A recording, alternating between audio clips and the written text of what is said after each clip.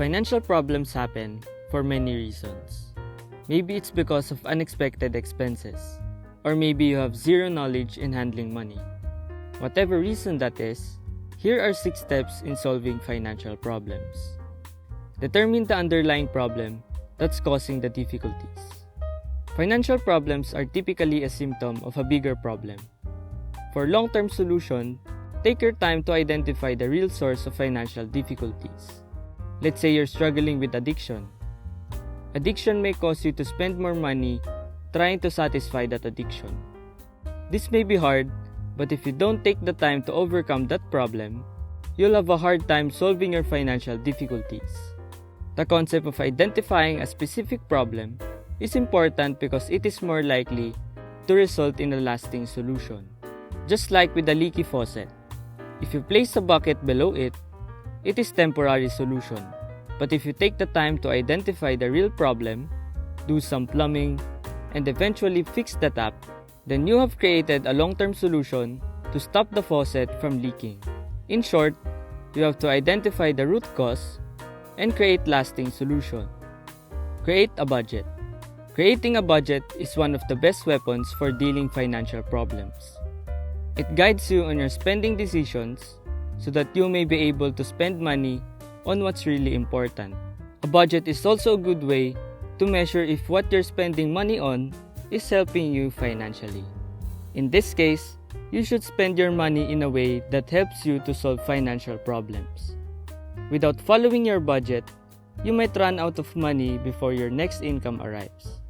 That's why creating a budget and following it thoroughly is very important.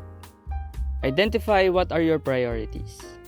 To overcome financial problems and solve difficulties for good, you need to determine what are your priorities. Setting clear priorities makes it easier for you to make tough financial decisions. Turning priorities into actionable and achievable goals will help you to solve money troubles and get back on track. For instance, your short-term goal may be to pay off your credit card balance, or your long-term goal is to buy a car. Either way, focusing on your priorities first helps you to identify what really is important and may guide you on your spending habits. Take small steps to address the problem and achieve goals. The solution to financial problems is often to reduce expenses, increase income, or do some combination of both. Big changes are always much harder than small changes. So to accomplish goals, you have to identify small steps to achieve them. You need to look for things to do, even temporary, to improve your situation. You have to separate your needs from your wants, and also reduce or change spending habits. Remember, you're trying to get through a tough time. You don't need to do this forever, just to get back on track.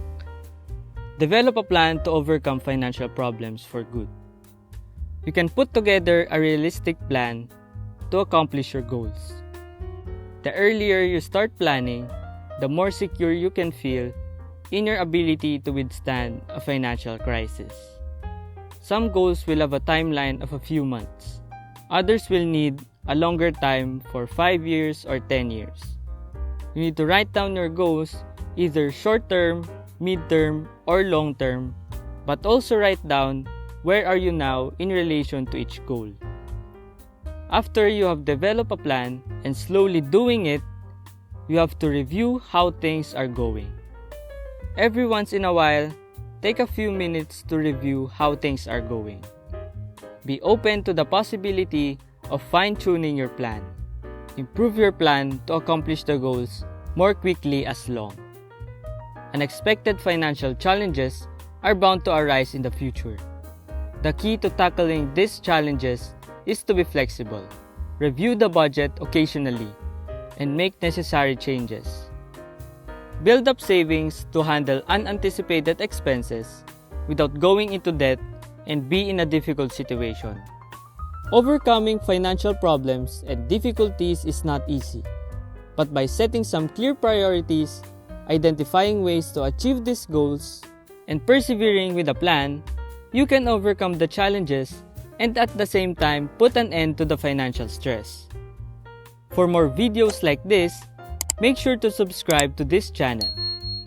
And don't forget to like and comment if you have any questions and requests. Thank you for watching, and I'll see you in the next video.